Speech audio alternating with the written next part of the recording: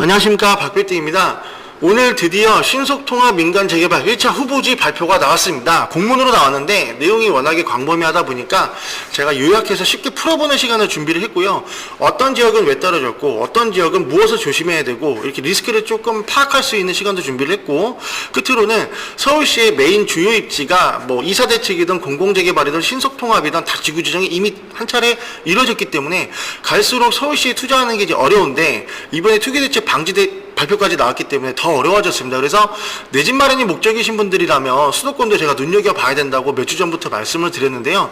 이번 발표에 의해서 풍선효과를 받을 사업은 무엇이고, 이번 발표로 인해서 후광효과를 받아볼 수 있는, 풍선효과를 받아볼 수 있는 지역들은 또 뭐가 있는지까지 제가 파악해 보겠습니다. 바로 한번 살펴보시죠. 자, 거두절미하고요. 공문부터 파악해 보겠습니다. 빨간색만 주의 깊게 보시면 돼요. 서울시에서 102개의 지역들이 동서진구 30% 이상씩 해서 각 자치구에 신청을 했는데요. 자치구에서 서울시로 이관된 곳은 59개밖에 없습니다. 자, 왜 떨어졌을까요? 뭔가 이유가 있겠죠. 이 내용 잠시 후에 있는데요. 정비 요건 자체도 심사하기 어렵고요. 이번에 떨어진 지역들 보면 이슈가 좀 다양하거든요. 그래서 최종적으로 59개 중에서 21개만 뽑혔습니다. 원래 25개인데 21만 뽑혔거든요. 알아보니까 중구나 강남구나 광진구에서 이번에 채택이 한 곳도 안 됐습니다. 그 이유도 잠시 후에 살펴보겠습니다. 자, 도시재생구역은 과거에 정비구역으로 입안 신청이 안 됐었죠. 근데 이제 오세훈 서울시장이 서울시장 후보로 공약을 할 때 도시재생도 살려주겠다. 그래서 4개가 포함이 됐는데요. 창신 숭인동이 대표적으로 1번에 지금 리스트업이 되어 있죠. 자, 그리고 나머지 지역들도 입지가 탄탄한 곳이 많습니다. 이 입지 분석에 대해서는 제가 또 다음에 영상으로 준비할 건데요.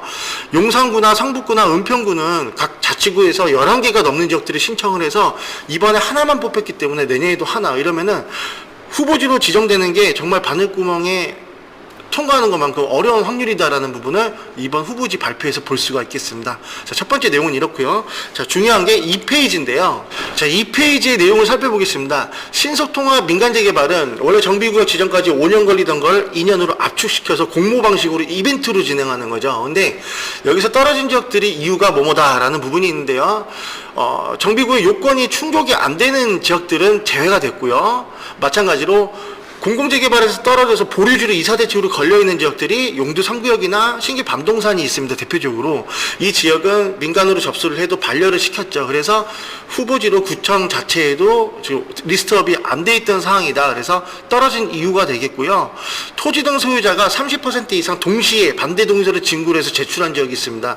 대표적으로 전농 10구역 그리고 고덕 1구역이 되겠는데, 제가 전농 10구역은 그 구역 면적 대비 토지등 소유자도 많고 청량리 후광효과가 있어서 반대하시는 분들도 많다라고 말씀드렸는데, 역시나 반대 동의서 30%가 구청에 접수가 됐기 때문에 전농 10구역이나 고덕 1구역도 떨어졌습니다. 그리고 제가 공공재개발이든 이사대책이든 뭐든지 간에 일종 일반 주거지역으로만 이루어진 데는 채택 가능성이 떨어진다. 전용 주거지역은 당연히 더 힘들겠죠. 왜냐하면 일종은 그 법상, 건축법상 아파트로 개발할 수 있는 땅의 용도 지역이 아니기 때문에 안 된다.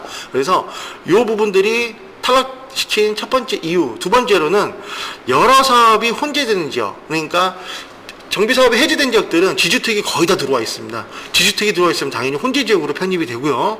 가로주택 정비사업으로 다 찢어져 있는 지역들이 있어요. 이 지역은 통계발언답시고 동의서 30%만 걷어서 낸 지역들이 있는데 여지없이 그냥 혼재지역으로 편입을 해서 다 탈락을 시켰죠. 그래서 이런 저런 것 때문에 102개 중에서 59개만 결국에 서울시로 올라왔다. 이 내용이 요 2페이지에 있습니다. 자, 그리고 광진구 자양 1구역은 혼재 지역으로 들어갔고요. 자양 2구역은 현금 청사자와 공모 반대하는 주민들이 너무나 많아서 서울시에서 떨어뜨렸다. 제가 구청이랑 통화를 해봤더니 광진구에서는 서울시로 올렸는데 서울시에서 떨어뜨렸다고 합니다. 그래서 피드백은 각 자치구의 주거장비과에 전화를 하시면 왜 떨어졌는지에 대한 피드백을 바로 받을 수 있거든요. 그래서 이런저런 이유 때문에 대거 탈락이 됐다라는 부분 말씀드릴 수가 있겠고요.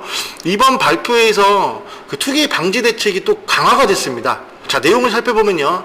오늘 후보지 발표가 있었는데 내일부터 토지거래 허가 구역으로 공고가 며칠 동안 될 예정이고요.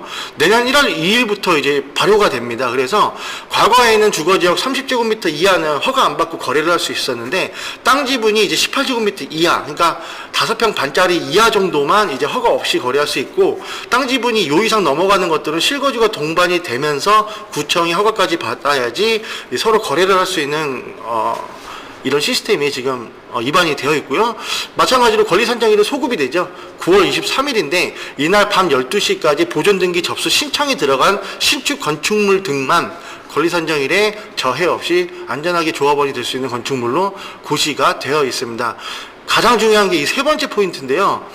이번에 미선정된 구역은 59개 중에서 21개 못 들어간 이 아쉬운 탈락지들은요, 내년 1월 28일 권리산정일로 이 고정을 하고요, 말뚝을 박아놓고 내년 하반기든 내후년이든 지구 지정이 되면 요때를 소급 적용해서 권리산정일에 적용하겠다라는 예정입니다. 예정. 아직 확정된 건 아니지만 서울시가 예정이든 뭐든 발표를 하면 밀고 나가는 성격이 있기 때문에 요거 간과할 수만은 없습니다. 그래서 요 부분 보시면 좋겠고, 이번에 신청을 하던 아쉽게 떨어지던 뭐하든 아예 신청을 안 했던 지역들은 공공재개발이든 민간재개발이든 일단 권리산정일을 마찬가지로 1월 28일로 픽스를 하고 나중에 지정을 되더라도 이날 소급 적용하겠다는 내용입니다. 이것도 사유재산 침해가 좀 심해서 확정이 될지는 모르겠지만 고시할 방침이고 예정이니까 아직 정해진 건 아닙니다. 그렇지만 요 리스크들을 우리가 간과하고 그냥 흘려보낼 수는 없기 때문에 요 내용 잘 파악하면 좋겠습니다.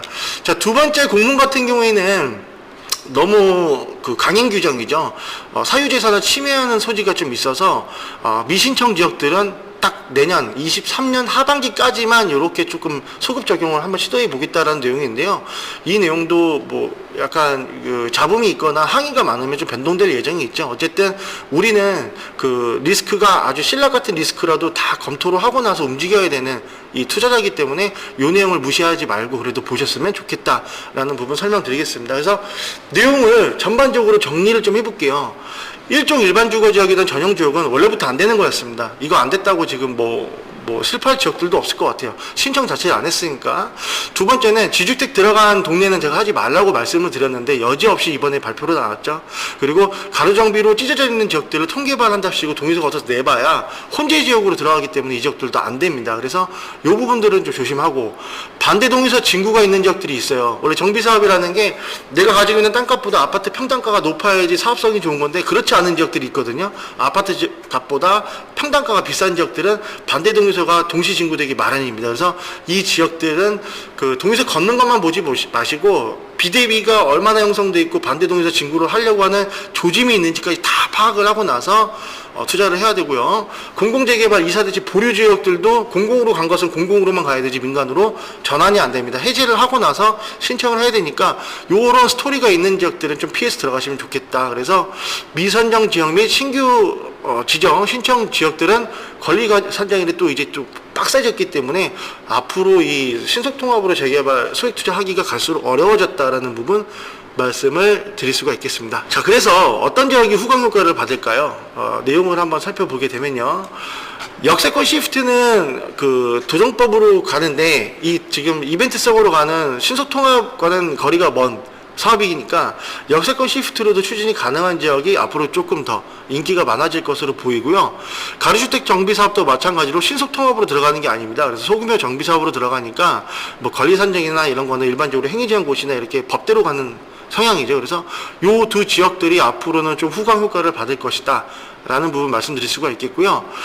인서울로 거의 사실상 서울인 지역들이 있죠. 수도권 중에서도. 이 지역들 중에서 정비 사업을 좀 진행하고 있는 곳이라면 투자를 해도 괜찮습니다. 왜냐하면 서울시 조례가 아니라 경기도 뭐 구리시, 남양주시 시조례로 가기 때문에 공모형 방식이 아니라서 이렇게 권리산정을 미리 픽스해서 소급 적용하는 리스크가 있는 사업보다는 이런 지역들이 앞으로 투자 소요가 몰린다 라고 말씀드릴 수가 있겠습니다. 그래서 제가 앞전에 설명을 드렸지만 이 구리시 수택동을 한번 투자를 한번 생각을 해봐야 돼요. 건축 행위주행고시가 나왔죠. 그래서 구역 지정까지 1, 2년 정도가 소요가 되니까 아직 소액으로 들어갈 수 있는 이 법안이 마련되어 있겠고요. 7,600세대입니다. 토지 등 소유자가 3,500명이니까 1대1 재개발도 가능한 사업성이 좋은 지역이기 때문에 30평형대 바로 신청할 수 있는 소액 투자 매물들 중심으로 좀 보시면 좋겠고요. 동의서가 75% 목표인데 71% 거쳤습니다. 4%만 더 거두면 구역 지정과 동시에 바로 조합 설립까지 빠르게 지금 사업이 진행될 수가 있기 때문에 사실상 서울인 수택동이 지금 후광 효과를 가장 많이 받는 지역이다라고 설명을 드릴 수가 있겠고요. 그 노후도는 90%입니다. 그래서 앞으로 1, 2년 내로 구역 지정이 예정돼 있기 때문에 지금 법에 저해되는 거 문제 없이 소액으로 충분히 들어갈 수 있는 루트가 있습니다. 아직 내 집 마련을 못 하신 분이라면 주저하지 마시고 하단의 번호로 연락 주시면 제가 친절하게 한번 상담해 드리도록 하겠습니다. 자, 오늘 영상 짧게 한다고 말 빠르게 진행했는데 좀 도움이 되셨을지 모르겠습니다. 구독과 좋아요 부탁드리겠고요. 항상 여러분들을 위해서 발로 뛰는 박빌딩이 되도록 노력하겠습니다. 감사합니다.